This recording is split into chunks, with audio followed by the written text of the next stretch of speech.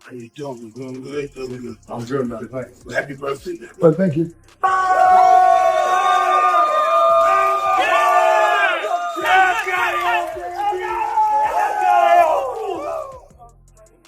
Love you so much. Easy work. Let's go. Easy work.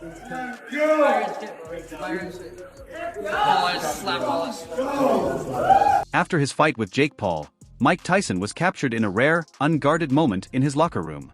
Known for his intimidating persona, the legendary boxer appeared unusually reflective and vulnerable as he processed the fight and his performance. This candid glimpse revealed a side of Tyson few have seen before, one filled with introspection and raw emotion, far from the fierce image he is known for. It went the distance. No, I knew he was a good fighter. I knew he was prepared, but I came to fight. 58, a lot of people thought you shouldn't be here. A lot of people thought you'd be done and dusted in the first round. Do you feel like you proved the world wrong, that you could at least go 8 rounds with a younger man? I didn't prove nothing to anybody, only to myself. Tyson's quiet demeanor speaks volumes as he grapples with the weight of the loss. Happy with what I can do. Could I ask about the knee brace? Were you dealing with an injury going into the fight? Yeah, but I can't use that for an excuse, because if I did, I would. Tyson's quiet demeanor speaks volumes as he grapples with the weight of the loss. His usual brash confidence replaced by moments of silence, the boxer reflects on the outcome, revealing a deep internal struggle. It's a powerful contrast to the image of the fierce competitor, showcasing a side of Tyson that speaks to the complexity of his journey and the weight of this particular defeat. Listen, it was an anticlimax. It didn't live up to the expectations of what it was built up to be. I mean, it was crap on it, let's be honest. The fight itself was awful. Did Jake Paul take his time? I don't know. But all I saw from the beginning, well, let's go right back to the beginning. Let's go back to the ring walk. I was in that stadium when Canelo Alvarez defended against Billy Joe Saunders. And it's a massive place, brilliant venue, beautiful crowd was there. I think there was, last night, I think there was 72,000, not quite the big 80, was there? But it was a big crowd, so they turned up. They turned up to watch a fight between iconic master Mike Tyson, and obviously there's a lot of fans of Jake Paul. They want to see Jake Paul, but I feel like Jake Paul's the bad guy. Jake Paul's the enemy. Jake Paul's the guy that everybody wants to see get knocked out, and that's why they turn up. And the bag work that he was doing, and the clips on the build-up, like, you just feel like he couldn't get anything going. Did he hold back himself? Did Mike Tyson not really try? Did he get in there and follow a script? Well, don't actually hit Jake Paul on the chin with a big shot, because you might just knock him out and ruin the whole script and ruin the whole Jake Paul story, the big con that is Jake Paul. So maybe that happened, maybe it didn't, but Jake Paul didn't really get anything going. He was almost fighting scared. He came into the ring walk, into that big stadium, and what was it, a Chevrolet or a Cadillac? It was a big gas guzzling American car. It looked good, he looked cool, he looked a bit nervous, but he looked cool in his car. His brother was there, Logan Paul, all the glitz and glam, the music, the pyrotechnics, the whole build-up to this show was fantastic. Former boxer Carl Froch didn't hold back his criticism of the fight, calling it awful and far below expectations. Known for his candid and straightforward opinions, Froch expressed disappointment in both fighters' performances. As a seasoned professional, he had hoped for a bout that would showcase genuine skill and competitive intensity, but instead, he felt the fight failed to live up to the hype, leaving fans and critics alike underwhelmed by the lack of true boxing action. Largest event in the history of boxing. I think we can all agree, especially the purist boxing fans, that Mike Tyson is the reason that this event is as big as it is. 21 years old, he made history in boxing. 58 years old, he's made history in boxing. And throughout his entire life, he's been the focal point and the living legend here of boxing. I mean, that doesn't take away anything from what Jake Paul has brought, but you need a dance partner, and there isn't one as big as Mike Tyson. We're very proud of, I think I can, on behalf of head coach Billy White, Coach Raphael, that we're very proud of Mike's his determination throughout camp. I mean, we all remember Mike Tyson, especially if you guys are our age. And of course, we've been with Billy for 45 years. You remember him as the killer, the menace, and you get to see the pads and you see, just how amazing he is. The clash between Mike Tyson and Jake Paul captivated millions, not just for its spectacle but for its historical significance. Tyson's team emphasized the event as a testament to his enduring legacy in boxing. Despite his age, Tyson's presence in the ring evoked nostalgia, drawing fans across generations. From his dominance in the 1980s to his recent exhibition bouts, Tyson's influence has made every appearance a landmark moment in the sport. His involvement alone elevated the fight's profile, generating a buzz that extended far beyond boxing, capturing the attention of sports fans and casual viewers alike. Tyson-Jake Paul fight, and let's just be honest, right? Who really thought this was actually going to be any good? I mean, the best punch landed was in the face-off. It wasn't even during the fight. And now everybody this morning's yelling about how dare they even put this on television. And I hear you, but let's be honest. It's not the worst thing that AT&T Stadium has put on television this year. This was always just a gimmick fight. I mean, the only good thing that actually came out of this fight is the women's fight before it. That was a fantastic fight. I mean, somebody got screwed in that one, but whatever. But now Jake Paul's out here chirping that he wants Canelo. That's a real fighter, sir. That's somebody who's still fighting and wins constantly. And to be fair to me, he beat Mayweather. I mean, that was a screw job and a half. And I mean, we knew exactly what was going to happen. Paul was going to win, Tyson was going to lose, and I think that's horrible. I think Mike Tyson never should have signed up for something he was rigged to lose. I mean, Iron Mike, one of the baddest, if not the baddest boxers ever to walk the planet. And he signed a contract just to get a payday. And look, I get what I'm going to say is going to get a lot of heat. But it notches him down to me. Greatest of all time is not what I think he is anymore. It really leaves a bad... From the outset, many questioned the fairness of the fight between Mike Tyson and Jake Paul due to the significant age gap. At 58, Tyson was well past his prime, while Paul, younger and actively training, was at the peak of his physical condition. This disparity was clear to fans and analysts alike, leading to doubts about Tyson's ability to hold his own against someone with a more recent and rigorous training regimen.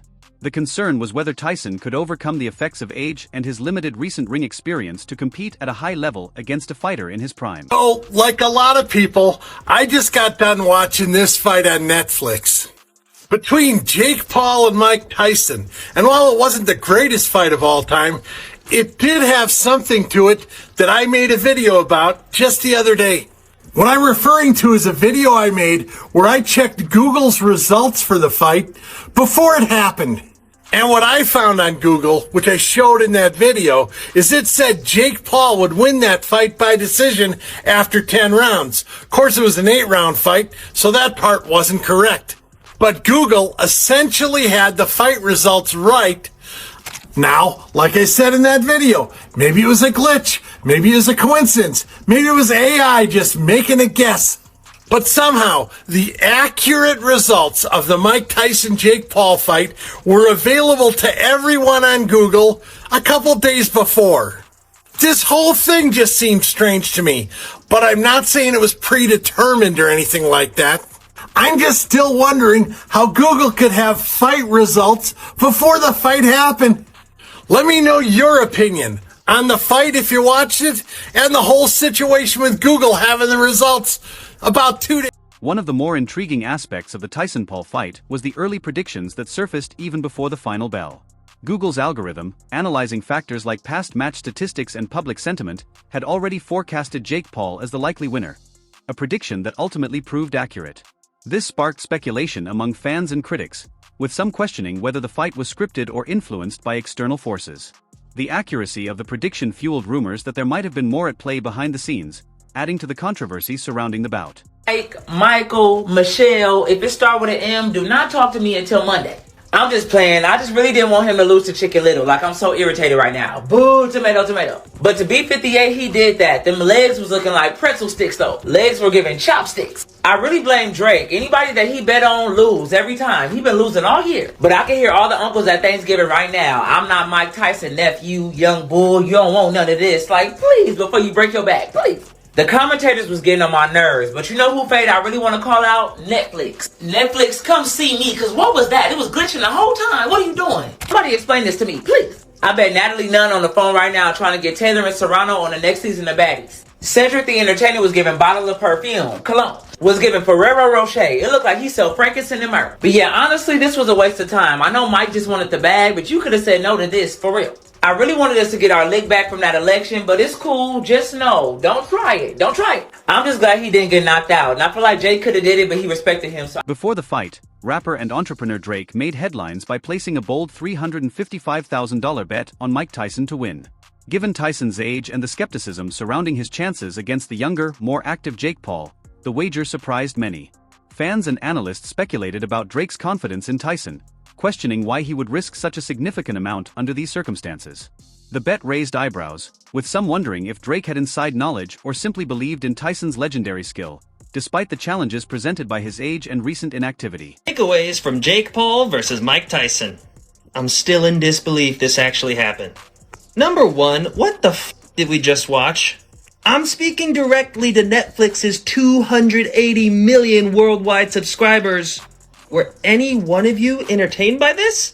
Was there a single moment in this fight where Jake Paul was in any form of trouble? The only punch Tyson landed was the slap yesterday. I mean, Mike looked old as hell. He was not throwing back. He looked like he was on stilts. I didn't see his knees bend at all. And the constant biting of the gloves? Could anyone tell me what that was all about? It's a tick he's done in many of his past fights, but I don't know if he's ever done it as much as he did tonight. The commentary even said, why isn't Jake teeing off on him right now? Because a lot of people don't want it to happen. Don't get me wrong, I don't want to see a 58-year-old man get hurt, but this is a fight. They should have at least told us it was going to be a glorified sparring session. During the fight, Jake Paul seemed to hold back, refraining from pressing the attack as aggressively as he might have. Observers noted that, given Tyson's age and physical limitations, Paul could likely have ended the bout in the early rounds. However, his hesitation sparked speculation that he was either showing respect for Tyson's legacy or avoiding the potential backlash of swiftly overpowering a 58-year-old boxing icon. This pause in Paul's approach led to further questions about the dynamics of the fight, with some wondering if there were deeper motivations at play behind his cautious strategy. Or, oh, he carried him, and more on that in a moment. The only result that I think people truly would have been happy with is a Mike Tyson knockout of Jake Paul. I think that's the only one that would have sufficed, and that wasn't happening. There was never really any doubt. He landed a couple punches early on, but there was never really a question as to whether or not that would happen. I think Jake carried him. I think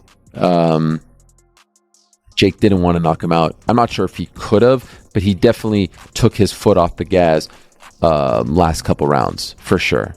And ultimately, I'm okay with that. I thought it would be a little bit more competitive to get to the decision, but ultimately I'm okay with that. I am surprised he didn't call out Canelo afterwards or someone else. I'm not suggesting that should be the fight or that he can beat him or anything like that, but it seemed to be like that was the thing on his mind. I am surprised that Mike said he'll fight again and that maybe he'll fight Logan, although I think he was kidding, to be honest. And so, yeah, a spectacle made for Netflix. And, on a selfish note, I know no one really cares about this. And, people want to say, you sold your soul, this and that. Like, man, I'm a kid from Montreal who grew up watching Mike. Alexander Volkanovski shared his thoughts on Tyson's performance during the fight, acknowledging that despite the doubts surrounding Tyson's age, the boxing legend exceeded many expectations. Volkanovski, well versed in the demands of combat sports, remarked that Tyson's performance was stronger than anticipated, showcasing his enduring skills in the ring. Despite the years and skepticism, Tyson proved he still had the heart and technique to compete at a high level, leaving a lasting impression on those who questioned his abilities. A little flash of the old Mike, and we saw like someone who, I wish I'd seen the old Mike. Not to take anything from Jake, but Mike looks his age, and he should. Look, I take that back. He did a lot better than a lot of 58-year-olds would have done. But, Is Jake good for the sport? I think it is. About 70,000 people out. Me and Mike. So, I think Ryan Clark pointed out a notable moment before the fight when Mike Tyson slapped Jake Paul, interpreting it as Tyson's way of asserting his dominance and fighting spirit before entering the ring. As for whether the hype surrounding the Tyson versus Jake Paul fight was justified, it largely depends on individual expectations. For many, the build-up promised a thrilling spectacle, but the reality didn't quite match the anticipation. Tyson's age and physical limitations were major factors, and despite the high-profile nature of the event, it left some fans feeling let down by the outcome. The spectacle itself was undeniably attention-grabbing, but whether it lived up to the hype is debatable. What do you think? Was the buzz deserved, or did it miss the mark? He's from Brownsville. It was a whole different feeling, and you don't let somebody fake slap you. Having a conversation that, hey, yeah, when you come out here, you're going to slap me and we're going to build the fight. That's not a thing that happens. And the way that Mike attacked Jake Paul, I believe he means business. I believe this is serious. Pit bulls bite. Period. You ever walk into a house and you see the dog and everybody's like, nah, he's docile, he don't bite, but you keep looking at him knowing that he got an issue? That's Mike Tyson. And for the first 3 rounds of this fight, even though it's only 8 rounds at 2-minute rounds apiece, Jake Paul better run, because if at any point he wants to make this look like a real thing, he wants to make this look like he really wants to be in the ring with Mike Tyson, the old dog still can hunt. And I believe he can knock Jake out. RC, you have no idea how much I'm praying that you are right. I do not want to see Mike Tyson get knocked out. I really, really don't. I'm proud at how his life has evolved and, you know, and all of this stuff after all that he's been through. I don't wish this brother to get knocked out. But, yo, fellas, he's 31. That's it for today's video. Stay tuned for more, and we'll catch you next time.